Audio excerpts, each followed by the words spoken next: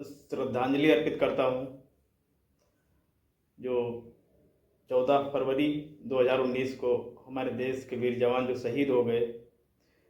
मैं उन सभी के परिवार वालों को गहरी संवेदना व्यक्त करता हूँ। और चंद कुछ सवाल हैं। आज है 14 फरवरी 2026। जो कुछ सवाल उस टाइम में दबाए गए, अब तो सबको पता है कि वो जानबूझ के ही दबाए गए थे कि कहाँ से आया था वो 300 किलो RDX। और प्रधानमंत्री ने, जो सबसे बड़े हमारे उसमें कमिश्नर थे स्वर्गीय सत्यपाल जी, उनको क्यों कहा था आप चुप रहिए, जबकि एग्जैक्ट लाइन जो उनकी है प्रधानमंत्री नरेंद्र मोदी जी की, तुम चुप रहो ये कोई और चीज़ है। एग्जैक्ट यही लाइन थी। अगर आप लोग पुराना लेख पढ़ेंगे तो एग्जैक्ट उनकी यही लाइन थी। जो हमारे यहाँ के NSA हैं अभी जो जिंदा हैं, अजीत डोभाल जी, उन्होंने भी कहा था तुम चुप रहो ये कुछ अलग बात है। तो आखिर वो क्या चीज़ है? हमारे 40 जवानों की शहादत, बदला, स्ट्राइक, एयर स्ट्राइक, वो सब अपनी जगह ठीक है। आखिर ये गलती ये किसकी थी? 300 किलो RDX कहाँ से आया? ये एक बहुत बड़ा मुद्दा था। उस टाइम तो दबा दिया गया, लेकिन जनता जो समझदार हैं, जो जानकार हैं, वो अभी भी ये चीज़ मांग कर रहे हैं कि आखिर ये गलती किसकी थी, किसने की थी ये गद्दारी। और यही है कि जानकारियाँ छन छन के बाहर निकल रही हैं।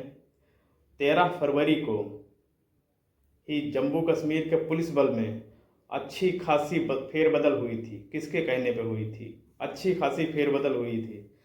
11 बार इंटेलिजेंस की रिपोर्ट थी, 11 बार। तब भी हमारे देश की सरकार ने कुछ भी नहीं किया। क्या उस समय विपक्ष बहुत हावी हो रहा था? जो एक नारा चला था चौकीदार चोर है, क्या ये चुनाव जीतने के लिए कराया गया? नहीं कराया गया। तो आज तक इसकी जांच कहाँ है और कहाँ तक पहुंची? किसी ने कुछ भी नहीं कहा। और जो फेरबदल हुई थी, यहाँ तक कि मैं उसका आपको एक नाम भी बताऊं, अनंतीपुरम में है मोहम्मद SP। वो अच्छा खासा ईमानदारी में उनका नाम सुना जाता है, ये सुनने में आया है। उनका तबादला किया गया। और ऐसे कई सारे लोग हैं। किसके कहने पर इतना ज़्यादा तबादला हुआ? और 11 बार जब इनपुट हमारे देश को आ चुका था, हमारे देश की इन्फॉर्मेशन मिल चुकी थी, तो इतनी बड़ी सुरक्षा में चूक कैसे हो गई? किससे मांगा गया था वो 5 बार हेलीकॉप्टर? 5 हेलीकॉप्टर मांगा गया था। आखिर वो कहाँ दस्तावेज? कोई सामने क्यों नहीं लाता? क्यों भेजा गया इतने बड़े जत्थे को बाय रोड? कहाँ से आई? वो कार किसकी थी? वो कार किसी राजनीति की थी, किसी राजनेता की थी? कौन था उस कार में, या उस कार का ओनर कौन था? आज तक पता नहीं लगा। और जिस किसी को बिल्कुल जानकारी उस टाइम की चाहिए हो, तो एक रिपोर्ट जो भी नहीं डिलीट हो पाई है वो करण थापर की, वो रिपोर्ट अभी डिलीट नहीं हुई है। उसमें बादशाह अक्षर सब आपको मिलेगा। प्रधानमंत्री जी ने ये कहा कि हम उस समय डिस्कवरी की शूटिंग करवा रहे थे। वहाँ से निकलने के बाद एक ढाबे से फ़ोन किया।